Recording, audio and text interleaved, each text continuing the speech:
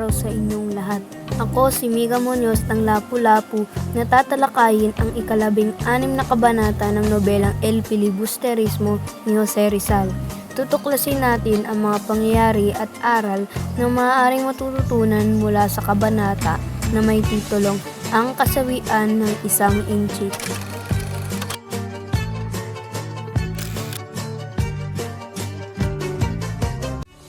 Quiroga. Si Quiroga ay isang negosyanteng inchik na naghahangad magkaroon ng konsulado ang kanyang bansa sa Pilipinas upang magkaroon ng proteksyon ang kanyang negosyo. Si Simon ang negosyanteng pinagkakautangan ni Quiroga ng 9,000 piso. Don Custodio. Si Don Custodio ay isang negosyanteng kabilang sa mga tanyag at kilalang tao sa lipunan na ang laging hangad ay mapasaya ang mga praile, lalo na si Padre Irene.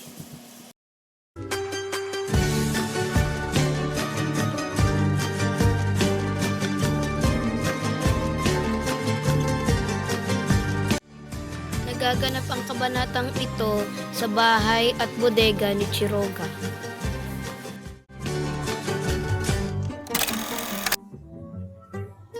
Naghanda ng isang hapunan si Quiroga bilang regalo sa mga mayayamang miyembro ng komisyon na payagan ang pagkakaroon ng konsulado ang China sa Pilipinas.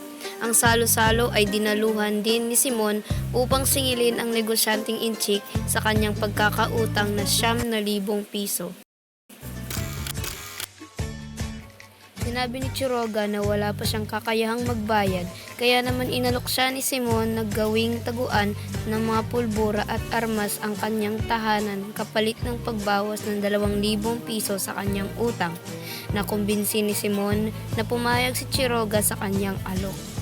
Samantala, nandoon din ang grupo ni Don Custodio na nag-uusap tungkol sa komisyong ipadadala sa India upang pag-aralan ang paggawa ng sapatos. Ang unang isyong panlipunan ay ang pag-usbong ng mga inchik bilang dominante sa Pilipinas kahit hindi sila dito'y pinanganak. Dahil sa kanilang galing sa negosyo, nakakamtan nila ang mga pribilehiyong dapat sana ay para sa mga Pilipino.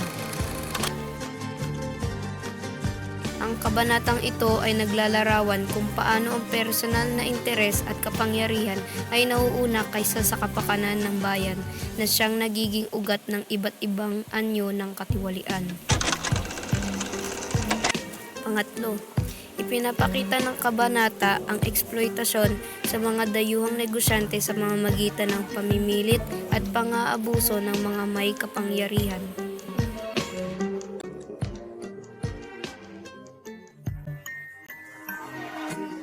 Pinapakita ng kwento na sa oras ng kagipitan, ang mga tao ay napipilitang gumawa ng mga desisyon na labag sa kanilang kalooban. Si Quiroga, dahil sa kanyang pinansyal na problema, ay napilitang pumayag sa alok ni Simon kahit alam niyang delikado ito. Ang aral dito ay ang kahirapan ay maaaring magtulak sa isang tao na gumawa ng mga kompromiso na maaaring maglagay sa kanya sa mas malaking panganib.